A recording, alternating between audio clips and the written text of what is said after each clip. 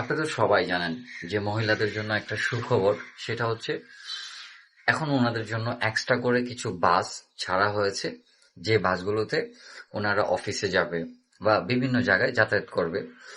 তো এর মধ্যে দুঃখের একটা সংবাদ হচ্ছে কি ভাই জানেন? দুঃখের সংবাদটা আমার পক্ষ থেকে। আচ্ছা ধরেন হাজবেন্ড ওয়াইফ যারা একসাথে বের হয় যে অফিসে যাবে, যাদের অফিসে যাওয়ার ইচ্ছাটা একসাথে অনেক আগ থেকে বা যায়, যাতায়াত করে অভ্যস্ত, এখন সে কি তার হাজবেন্ডকে নিয়ে ওই মহিলা বাসে বসতে পারবে?